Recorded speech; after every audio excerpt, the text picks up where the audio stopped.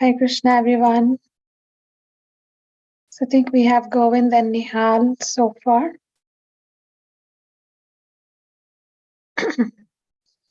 Okay, so we will start in another minute. Till then, what we will do is we will do a quick recap. And before we do that, we are going to say our Prana Mantras, and then we'll do a quick recap. Okay, so you all also can unmute yourself and say the Prana Mantras together to invoke the blessings from our Guru. Okay. Namo Om Vishnupadaya Krishna Prasthaya Bhutale Srimate Bhaktivedanta Swamiti Namine Namaste Saraswate Deve Gauravani Pracharine Nirvishesha Shunyavadi Paschatya Deshatarine Jai Shri Krishna Chaitanya Prabhu Nityananda Shri Advaita Gadadhara Srivasadi Gaura Bhaktivinoda Hare Krishna, Krishna Krishna, Hare Hare, Hare Rama, Rama Rama, Hare Hare. Okay, so welcome all. I see a few others have joined, so that's good. So we'll get started here. Hope you all had a good holiday over this long holiday for the Thanksgiving week. And you did a lot of reading and chanting. I forgot. Right? I'm hoping you did all of that. Okay. Here in Alachua, where we are, we had a big festival. So I'll just quickly share about that festival before we start.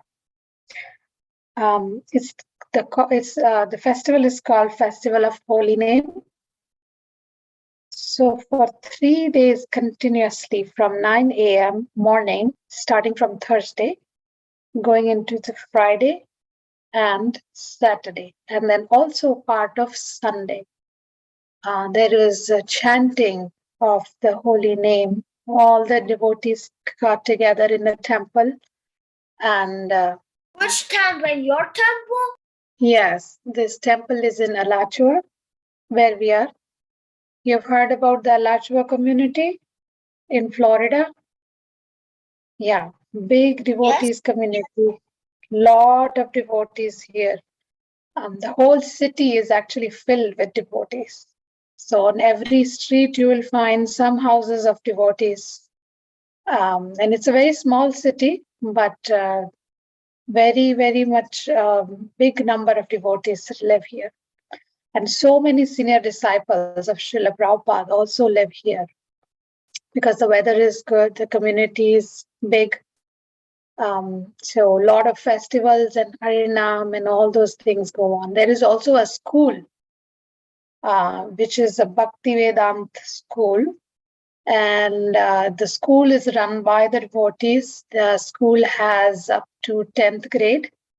And it is also affiliated with the government county curriculum. And along with that, they have, this nice Bhagavatam and Bhagavad Gita classes in the school, Kirtan classes in the school. So children get trained up to Krishna consciousness along with their studies. Hare Krishna Mataji, I'm late because I had a doctor appointment. Okay, no problem. Thank you for joining, Manahar. So we are talking about the Alachua community where we are, and I was talking about the festival that happened here over the weekend, over the Thanksgiving weekend. So the festival started Thursday, like I said, when it's Thursday, Friday, Saturday, and then part of Sunday. So there was a kirtan from morning 10 a.m. to the night 10:30. So it was a 12 hours kirtan every day, from Thursday, Friday, Saturday, and then part of Sunday. A while ago in New Vrindavan, there was 24-hour kirtan. Yeah. So a lot of devotees came from all over and they participated in this, and it was very, very nice, very enlivening. There was so much prasad all over. Devotees had brought to sell prasad, and I mean, they had the bake sale table. Of course, I have all the funds go to the temple for fundraising. And then there was prasadam by the temple, sponsored by all the devotees. So, lot of prasadam, all kinds of prasadam, that pizzas and burgers and dosas and vadas and everything. And then there was kirtan all over the kirtan was like whole kirtan mela was going on, like Mayapur, just like Mayapur, for 3 days continuous. So that was nice, and it was nice. Also, like 5 days in Houston, like there, 24 hours. But very nice. So hope you all can join sometime during the Thanksgiving on this festival, or a festival like this. It will be nice. Okay, so we'll get into our today's reading. Okay, so we are doing the second chapter. If you all remember, do you all remember we are doing the second chapter of the book, Elevation to Krishna Consciousness. Okay, so we did just one page of the second chapter, if you remember, during the last class. And what we were doing in the last class is we finished the first chapter, which is what? The name of the chapter was what? Choosing human and animal lives, right? We talked about the importance of the human life. We talked about how, in human life and animal life, if person is doing the same thing, then human being is still on the platform of an animal. And what were the 4 things? Eating, sleeping, mating, and defending. 4 things if animal is doing, 4 things if human is doing, there is no difference, right? And then we talked about how rare it is to achieve the human form, where we have intelligence to discriminate between the right and the wrong thing, to discriminate doing the righteous, and to purify ourselves from this anarthas. That's the whole intent of having the human form of life, the goal of human form of life. And then now we started, after that we started the second chapter, which is hard struggle for happiness. So this chapter, we are going to study a little more in depth about the happiness. You remember the first book that we had studied?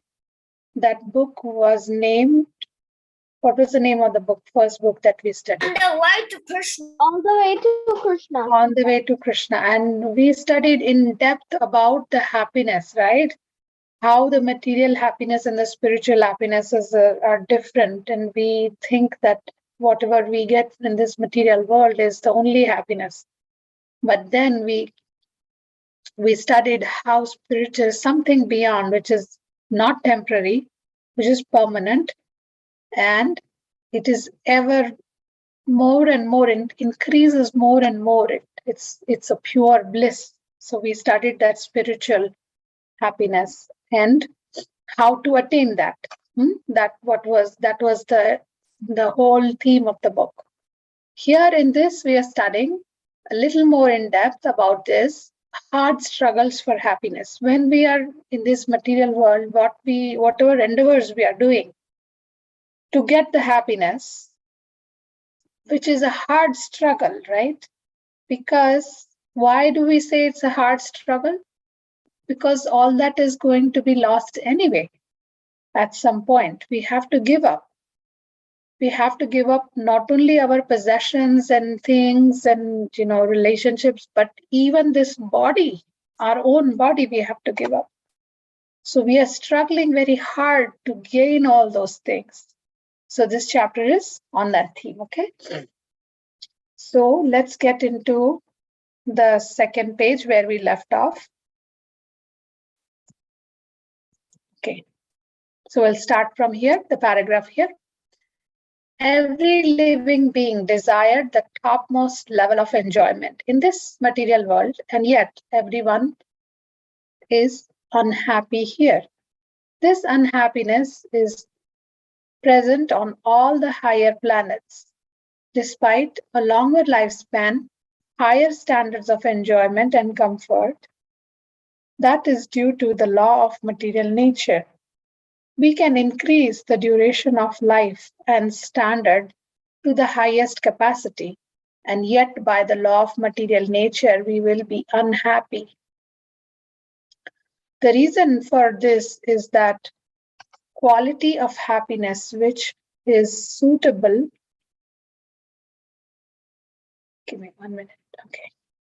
The reason for that is the quality of happiness which is suitable for our constitution is different from the happiness which is derived from the material activities. The living entity is a minute particle of the supreme spiritual energy of the Lord, which is Sat Chit Ananda Vigraha. And therefore, he has the necessary propensities for joy, which is spiritual in quality. Unfortunately for him, he is trying to vainly attain his enjoyment from the foreign atmosphere of material nature. Okay, so what does this mean? What is this paragraph saying? Where are we getting up? So if we talk about happiness, where do we get some, where do we get happiness? Can you all suggest one thing, each one of you? We think that, we get. Okay, do we really get happiness in chanting at this point? Do we really get, isn't it like, don't we feel like, oh, I don't want to chant now? Are you like looking forward to it every day? Oh, let me chant. And we are not at that stage right now that we, derive our bliss from internal within. But in a general sense, I'm talking about, everybody on, generally how they think they can be happy. When they get like maybe new cars or new clothes, right? Or something to eat outside, right? Or with their friends, correct? All these things, right? So what is it trying to say? That because we are souls, we are not the body, right?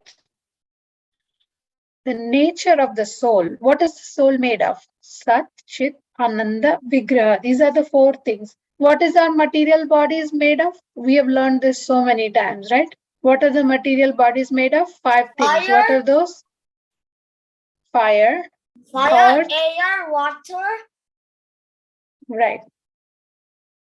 Earth and ether.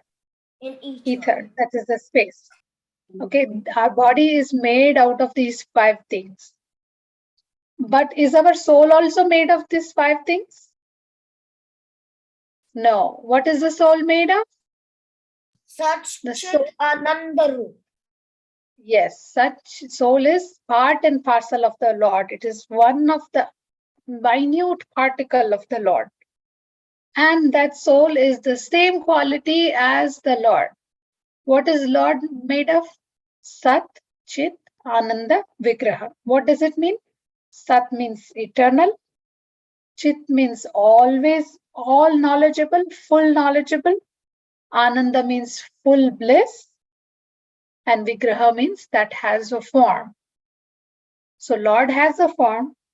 He's full of bliss, he's full of knowledge, and he's eternal. And the soul has the same quality, but in minute. And soul also derives the happiness from within, because one of the potency of the soul, one of the content of the soul, or the constitutional position of the soul is Ananda. Ananda means bliss. So if I don't get the new car, if I don't get the new house, if I don't get the new clothes, if I don't get all these nice palatable dishes outside, even then the soul is fully blissful. But we have forgotten that in our degradation of our own mind and consciousness that we have. We are bound in this body. We became bound in this body. Now coming into the body, we have to purify ourselves. That's the goal. But while we are living in the body, we identify ourselves with the body, and then everything that comes in connection to the body, we feel that is our enjoyment. But that's not the case, because it's temporary. It's even though these, we are seeking this happiness from the foreign atmosphere. You see this, what it is saying? From the foreign atmosphere means outside, not from within. The soul can derive full bliss from within, because by nature it is blissful. But now it is deriving enjoyment from the external things, from this foreign atmosphere of material nature. That's what is happening now. Okay, let's continue reading. A fish that is taken out of water cannot be happy by any arrangement on land. He must be supplied with water. In the same way, the minute Satchit Ananda living entity cannot be really happy through any amount of planning conceived by the illusioned brain in the material universe. Right? Can fish live without water? It's unnatural for fish to live without water. Similarly, our soul, which is Satchidananda, cannot be happy with this external atmosphere that we are put into, or we are bound in this material universe. He must be therefore given a different type of happiness, which is spiritual in essence. Our ambition should be aimed at enjoying spiritual bliss and not the temporary happiness. Some philosophers claim that the spiritual bliss is attained by negating material happiness and material existence. Theoretically, or theoretical negation of the material activities as propounded by the Sripad Shankaracharya may be effective for an insignificant section of mankind, but the best and surest way for everyone to attain spiritual bliss was propounded by Lord Chaitanya Mahaprabhu by the means of devotional activities. These devotional activities can change the very face of material nature. So what did Chaitanya Mahaprabhu bring to us? What did he teach us? Sankirtan. Sankirtan. And the devotional service. And what does that devotional service means? What is the basis of that devotional service? It is our relationship with the Lord. Right? Why would you serve someone? Would you just go out and serve anybody? No, if you have, yes, you will do on, if they are in need, but when will you derive the happiness out of it? When you have the relationship. Right? So establishing our relationship back to the Lord. And once we do that, once we understand, once we take the shelter through our Guru and connect to the Lord, to Parampara, we perform the devotional service under their guidance. And then in that we derive the spiritual bliss. It has to do nothing with this attaining or giving pleasure to this body. It's actually serving, right? Serving someone else, the devotees of the Lord, to give them Krishna consciousness, to give others Krishna consciousness, to serve the Lord for his pleasure. There's nothing that we are gaining out of it, is it? But what are we gaining? In that process, we come to the spiritual bliss. We can experience the spiritual bliss. See, it's not hard to understand. Somebody can question, oh, how will I feel happy if I have to serve someone? Right? In a material sense, when do we feel happy? When somebody else serves us. Is it correct or not? Right? If we get things, we feel happy. If we are served, like if somebody does something for us, say somebody baked a cake for us, right? We feel happy because they're serving us, they're doing things for us, correct? Now, just try to understand this, okay? Where does a mother, say a mother has a baby, right? Is baby able to do things by themselves? No, they have to be fed. They have to be given bath. They have to be cleaned. They have to be, taken around and, hold them during the day, and then, during the night, put them to sleep. Everything baby needs, right? Baby cannot do by themselves. Now, does the mother feel happy in serving the baby? Does the mother feel happy in serving the baby? Yeah. Why? I mean, although she's serving, it's work for her. Why does she feel happy? When the baby wakes up 2 a.m. in the night, does the mother wake up and serve the baby, attend to the baby, give the milk, or clean the baby in the night, change the diaper? Yeah. Right? It is hard, right? It is hard for her, but she does that. Why? Because there's a relation. Because there is a relationship. And she derives a bliss in that, in serving her baby. When the baby gets nourished, she feels more happy. Right? Say if there is just 1 cup of milk left in the house, and dad has a list to bring things in the home in the evening. Okay, in the afternoon, while the mother and baby are in the home, dad is going to return at 5 a.m. There is only 1 cup of milk left. And mother also needs milk, baby also needs milk, right? So whom will the mother serve the milk? She'll serve herself or she'll serve the baby? Serve the baby. Yeah. Why? Even though if she's serving someone else, why is she feeling happy in that? So she's deriving a pure bliss out of it because of the relationship that she has with, and that relationship is the bond of love that she has. If we love someone, if we have the relationship with someone, if we love someone, that's where we feel natural happiness. It has to do nothing that we get those things or we get those services. No, in fact, we derive the bliss in serving others because of that bond of love. It's not hard to understand, is it? So same way, if we establish our forgotten relationship back, not to say established, the relationship is already there. We have just forgotten it, right? But if we reestablish that connection back, and if we have, if we connect with the bond of love, then when we are serving the devotees, when we are serving the Lord, we derive the natural bliss, the spiritual bliss in that. And that has to do nothing with this attaining all these things. Okay, give me one. I'll tell you one more. I'll ask you one more question. Let me ask you this. If a mother and the baby,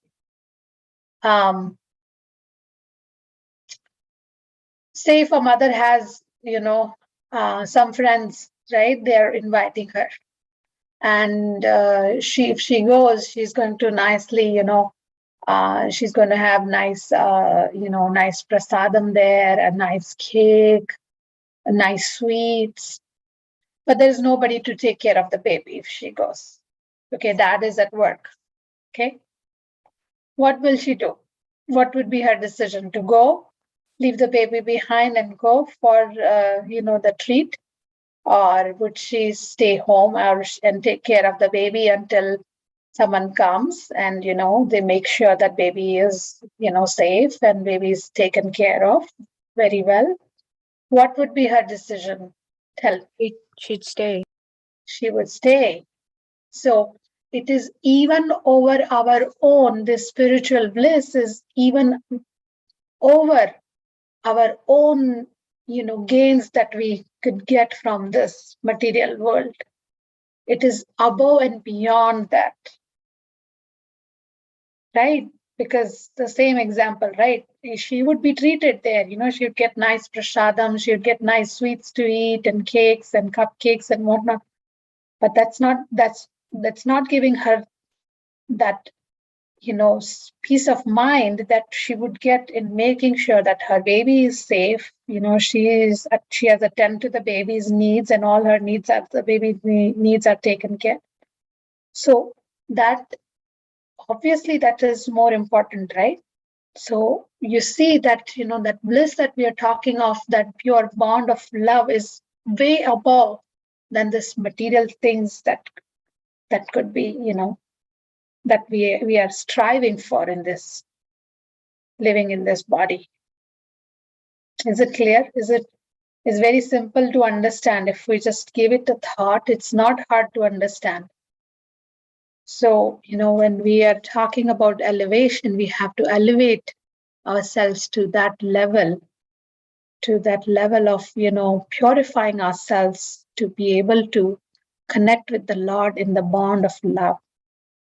Same like all the Brajbasis are, right? The people of Vrindavan, the Gopas and the Gopis, the friends of the Lord, and Mother Yashoda, and Nanda Baba, right? And all other devotees of the Lord, in various different moods that they connect with the Lord. Okay, so who would like to read this small paragraph? Hankering after. Okay. Jyotsna, you will like to read? Yeah. Right. Hankering after material happiness is called lust, and lusty activities are sure to meet with frustration in the long run. The body of a snake is very cool, but if a man wanted to enjoy this coolness, garlands himself with a venomous snake, he will surely be killed by the snake's venomous bite. The material senses are compared to snakes. Indulgence in material happiness will surely kill our spiritual identity. Therefore, a sane man should be ambitious to find the real source of happiness. Very nice. Thank you. Would you like to read? It was clear, right? It's like the senses are compared to a snake, and when we are in connection with that snake, then obviously it is going to bit us. Similarly, this sense enjoyment or senses, gratifying our senses, is compared to that snake, which actually harm us in our journey back to the Lord. Jyotsna, you'd like to read one more paragraph, and then we'll have someone else read. Okay. In order to find this source, however, we need some knowledge of what that happiness is. There is the story of the foolish man who had no experience with sugarcane. When he asked his friend about the characteristics of a sugarcane, he was imperfectly informed that sugarcane resembles the shape of a bamboo stick. Consequently, he began trying to extract juice from bamboo sticks, but naturally he was baffled in his attempt. This is the situation with the illusion living entities, who in his search for eternal happiness tries to extract happiness from this material world, which is not only full of miseries but is also transient and flickering. In Bhagavad Gita, the material world is described as being full of misery. Full of miseries, right? What is that shloka? Do you all remember? Dukhalayam ashashvatam. It's full of misery and it is the temporary in nature. Ashashvat. Shashvat means, the word shashvat means permanent, and ashashvat means temporary. Okay. Abrahma bhavana loka punaravartino arjuna mamupetya tu kaunteya punarjanma na vidyate. From the highest planet in the material world down to the lowest are all places of misery. This is chapter 8 and text 16 from Bhagavad Gita. Lord himself is saying that from the highest planet down to the lowest, these are all places of misery, wherein repeated birth and death take place. Punar avartino. Punar means again. Avartino means come back. Vartana means to go, and avartina means to come. So Avartino Arjuna. Mam upetyante means if somebody, but who attains my abode. Mam upetyante tu konteya. Punar janma. Again, that means again janma. Janma means taking birth. And punar means again. So taking birth again. Lord is saying, Punar Janma na vidyate. He does not have to take birth again. Otherwise, they have to keep coming back again and again and again. And again, we have to go through the same cycle. Birth, and then we have to grow up, do all the hard struggles for our existence, and then get old, get diseased, and then give up the bodies, face death, and then again the same cycle repeats. In the last paragraph, what was the point here? That because a foolish man who was told that this characteristics of a sugar cane is like resembles to a bamboo sticks, and then he just by his own assumption he's thinking that that bamboo stick is like a sugar cane, and then is he gonna get juice out of it? No, because bamboo is not so. Similarly, if we don't understand what the happiness is, it's like chewing the bamboo stick. We are trying to seek the happiness from this material world, which is struggleful, but it is not the real happiness. Okay. The ambition for happiness is natural and good, but the attempt to derive it from the inert matter by so-called scientific arrangement is an illusory attempt doomed to frustration. So what is Prabhupada saying here? That it is not anything, there's nothing wrong in looking for happiness. But if we are looking for happiness in that bamboo stick, is it wise? It is an illusion, because we are not going to get happiness there. So it might just end up in frustration. So that's what is happening with us. We are getting misled by the things that by the fact that we get happiness in these things in material world, but we do not know that that's a bamboo stick. We don't know what the real sugar cane is. From here as quickly as possible. So if we correct that consciousness, if we understand that, okay, we'll try to mute some people here. Okay. All right. So if we understand where our spiritual where we derive the real pure bliss is from, that bond of love and serving, then we actually are on the right track. But otherwise, we just are led into doomed to frustration. That's what Prabhupada is saying here. Those who are befooled cannot understand this. How a person is driven by the lust for material happiness is also described in Bhagavad Gita. So what was that shloka where Lord is saying, Mudha, the person is foolish, right? He doesn't understand the transcendental nature of the Lord. So what is in the 16th chapter, 13th shloka here? Idam madhyamaya labdham imam prapsyase manoratham idam astidam api me bhavishyanti punardhanam. The demonic person thinks so much wealth do I have today, and I will gain more according to my scheme. So much is mine now, and it will increase in future, and more and more. So what is Lord saying to such person? They are befooled, because even if they gain more and more, there will be the time where all of it will be taken away, right? It's the time of leaving the body. We have to leave everything. Nothing will go with us. But what will go with us is our consciousness.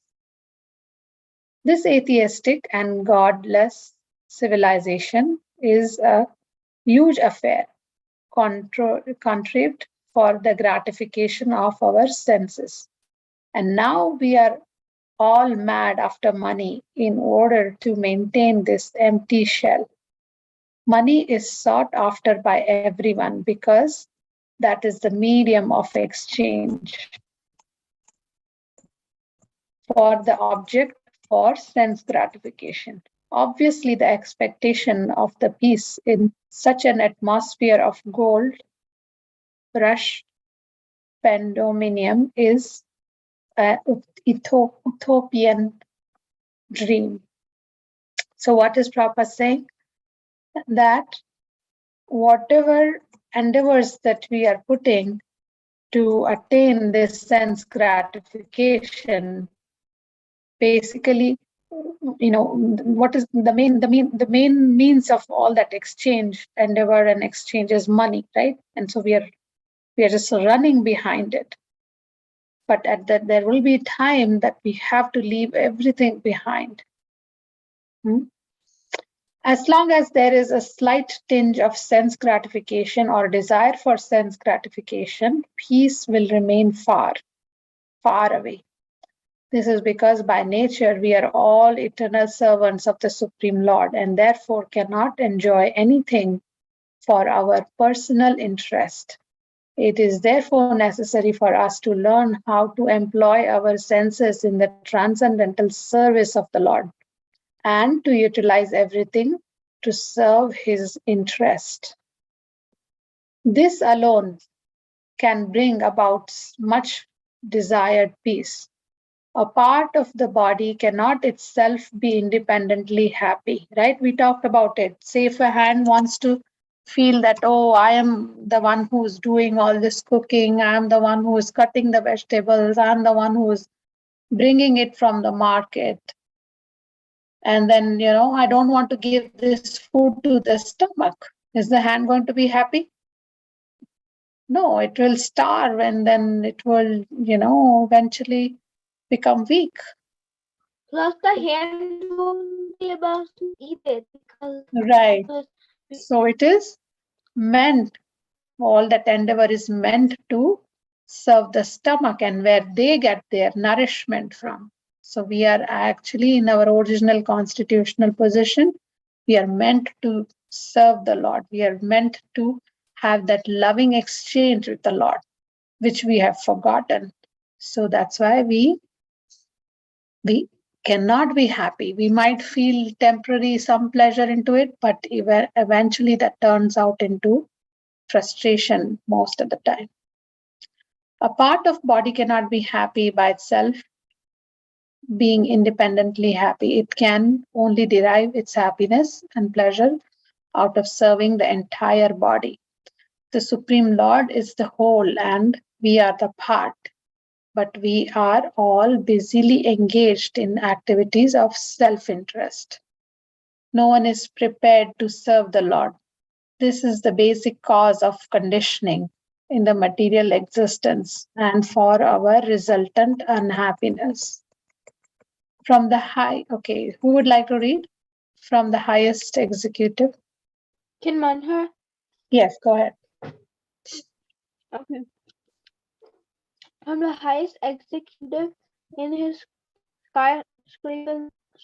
skyscraper office down to the coolie in the street, all are working with the thought of accumulating wealth, legally or illegally. Actually, it is all illegal for to work, for one's self-interest is both unlawful and destructive. Even the cultivation of spiritual realization for one's own self-interest is unlawful and destructive. The point is that all activities must be directed to the satisfaction of Krishna and his service.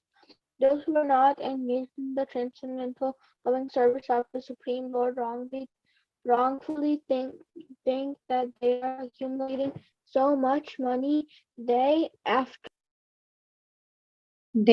day. Yes.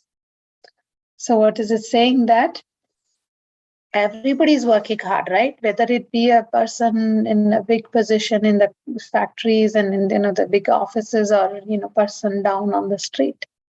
But they are working for what? Everybody's working for money, right? They want to accumulate.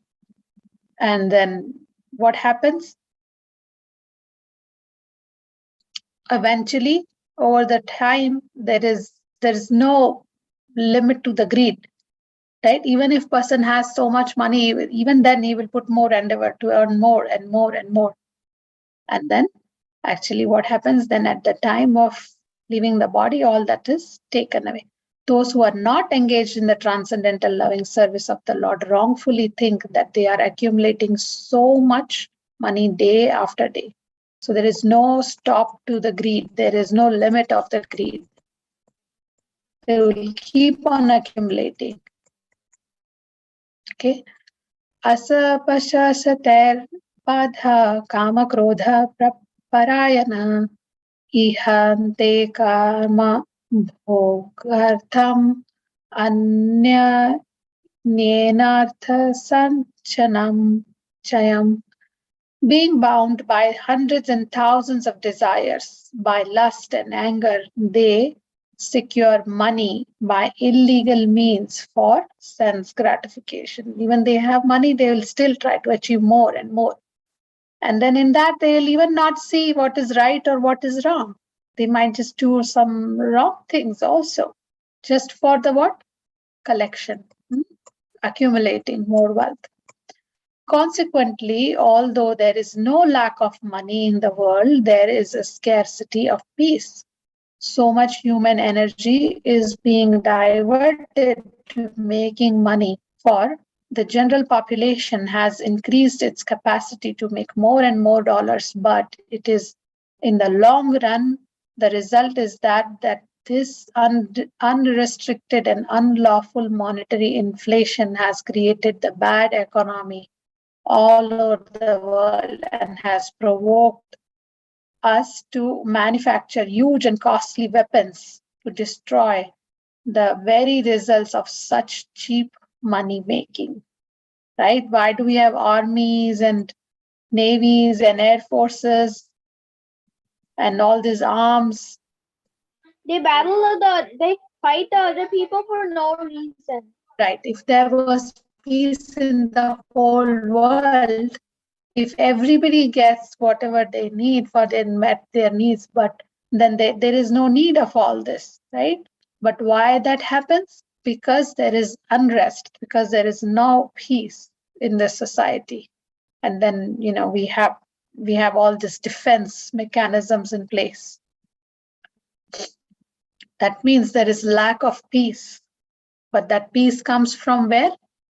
From actually within, from putting stop to the greed. That's where we actually become peaceful.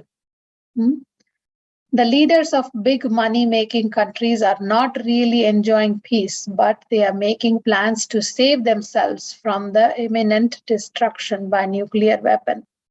In fact, huge sums of money are being thrown into the sea by the way of experiments with these dreadful weapons.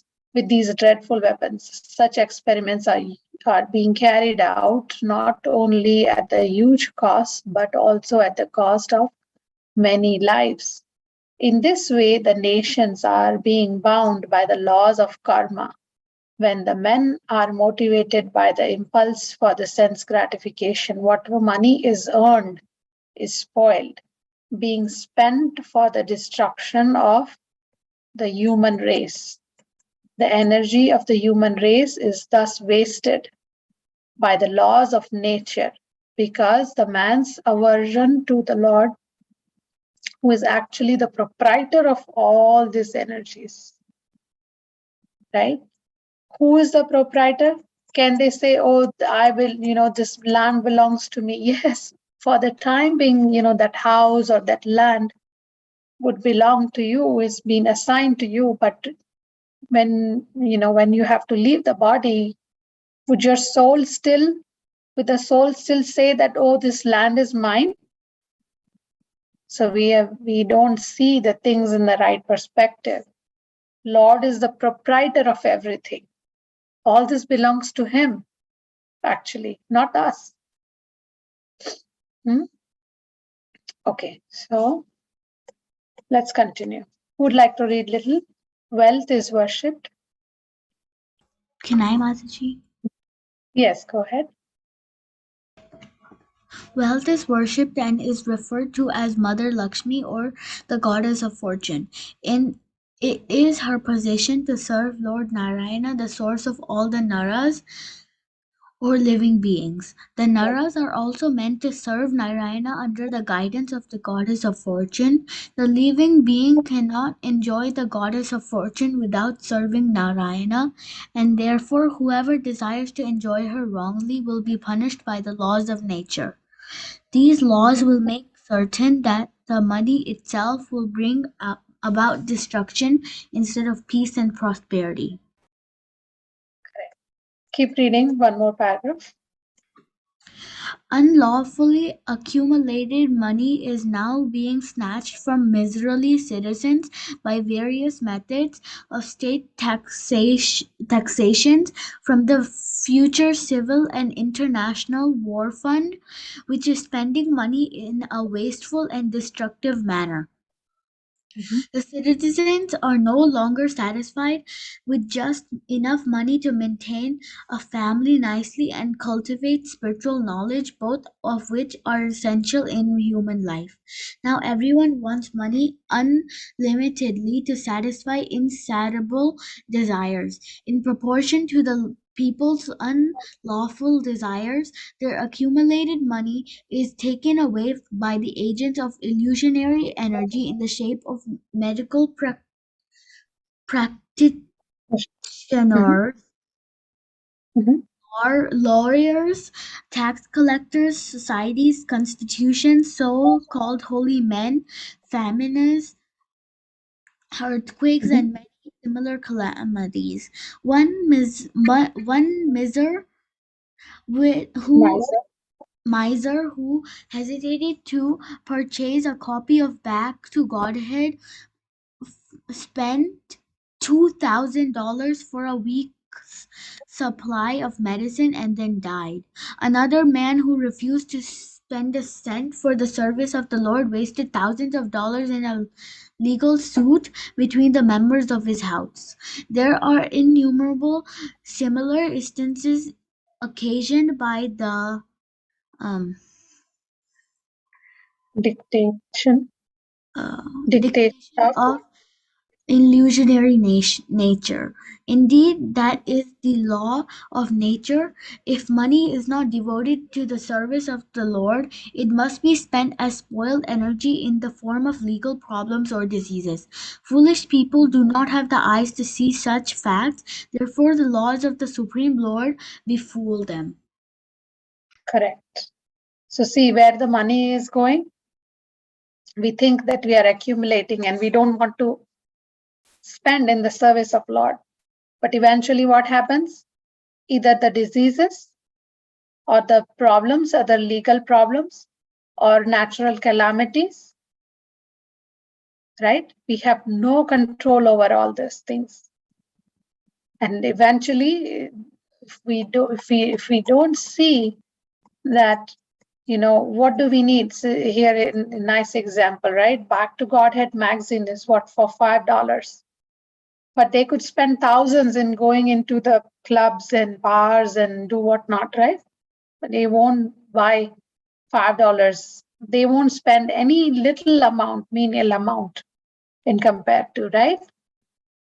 And then this litigations amongst the legal suits, suing people. If we were peaceful, if we just understand the goal of life is to purify ourselves and to just simply sustain ourselves, whatever in our life basic needs are, then all this becomes unnecessary. But then we are faced with all this because of our consciousness in going in the wrong direction. Okay. The laws of nature do not allow us to accept more money than is required for the proper maintenance. There is ample arrangement by the law of nature to provide every living being with his due share of food and shelter. But the insatiable lust of the human beings have disturbed the arrangements set forth by the Almighty Father of all species of life. By the arrangement of the Supreme Lord, there is an occasion of salt, because salt is so necessary for the living being. God has in the same manner arranged for the sufficient air, light, which are also essential. Anyone can collect any amount of salt from the natural storehouse, but constitutionally we cannot take more salt than what is needed. If we take more salt, we spoil the broth. If we take less salt, our food becomes tasteless. On the other hand, if we take what we require, our food becomes tasty and we are healthy. Presently, there is a great deal of concern over the fact that our natural resources are becoming polluted and exhausted. Actually, there is ample supply, but due to misuse and greed, see, these two are the main things we have to understand. Lord gives everything insufficient. Is there any insufficiency in air? Any insufficiency in sunlight? In water? In the food that Mother Earth produces? But why is there inequality or unrest? This poor and rich and all this, different classes are created because of our own greed. The rich people wants to become more and more rich. They want to collect more and more money. Like And then some people have $1 million, that's good for one life, but they collect billion, zillion, they collect so much money. yes, there is no limit to the greed. But due to this misuse and greed, everything is being spoiled.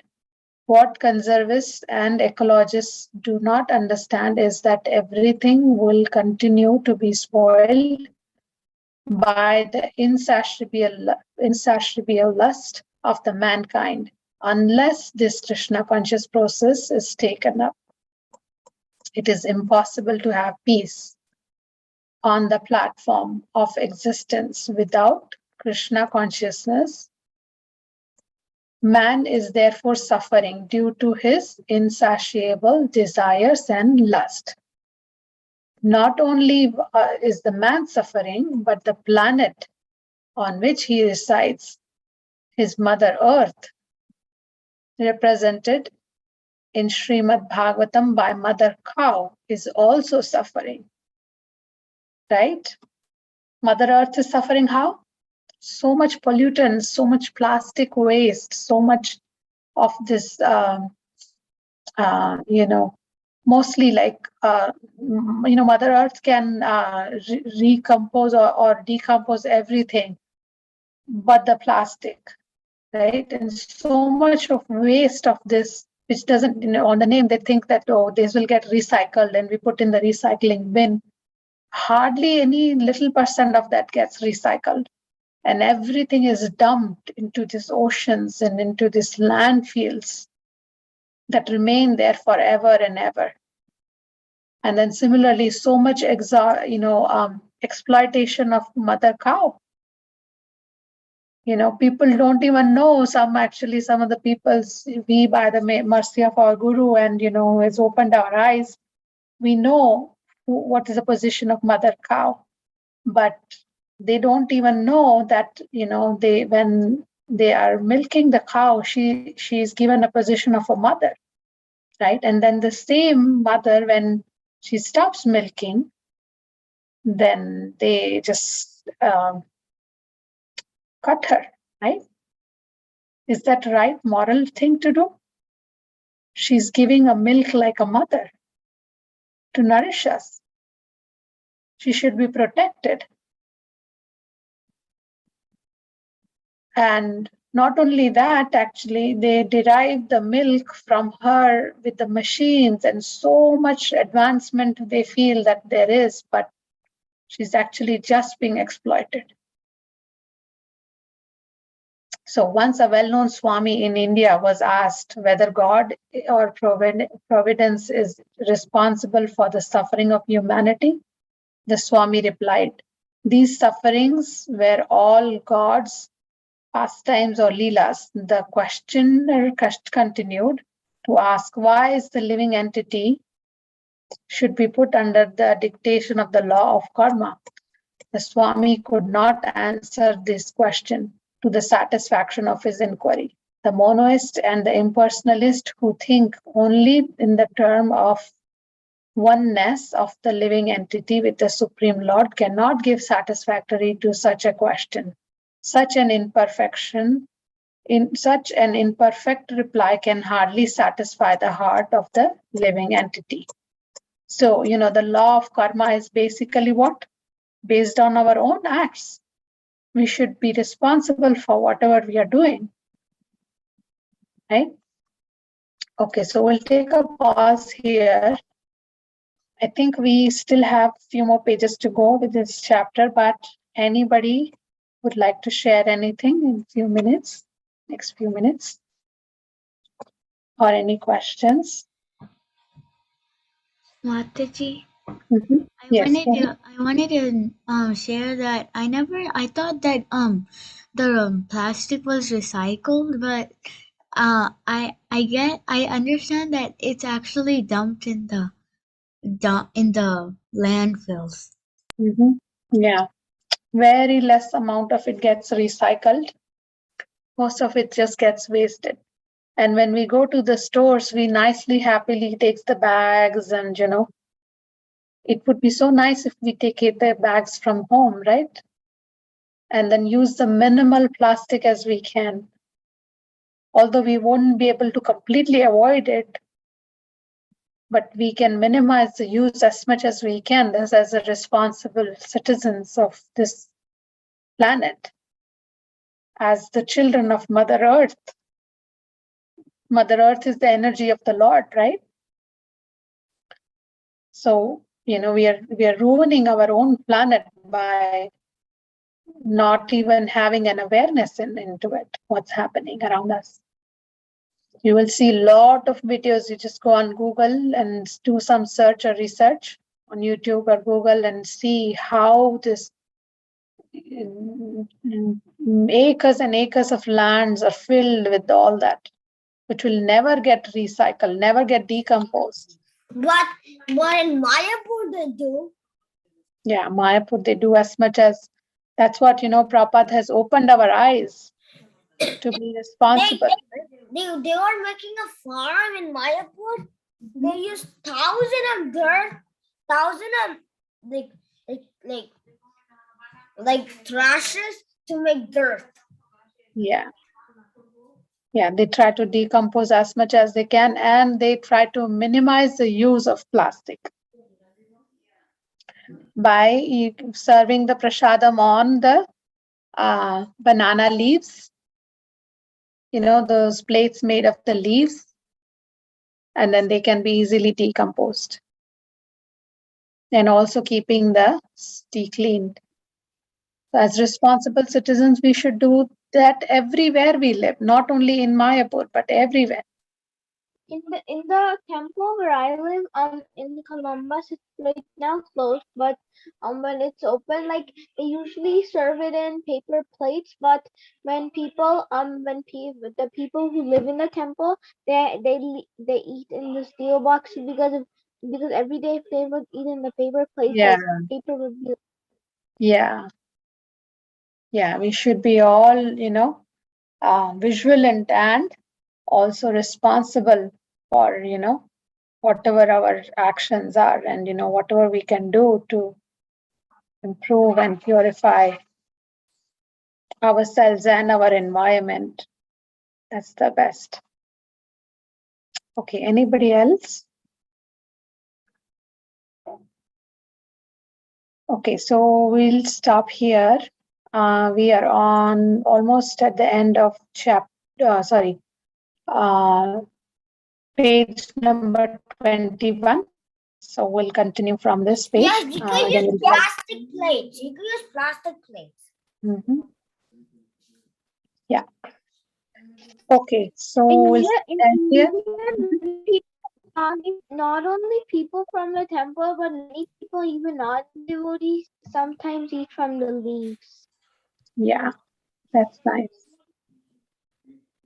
And I got bibs. Okay, so how do we end today? We'll say our prayers.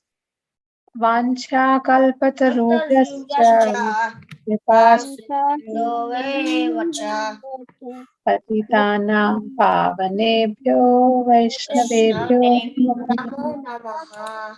Nanta Koti Vaishnava Vrinda ki jai, Srila Prabhupada ki jai. We all will see you next week. Kiran mataji ki jai. Hare Krishna. All best to Srila Prabhupada. Okay, we'll see you next week. Hare Krishna. Bye. Bye, Mataji. Hare Krishna. Thank you, Hare Mataji. Krishna. Hare Krishna. Hare Krishna. See ya. Hare Krishna. Hare Krishna. Bye, Mihika. Essa bicha era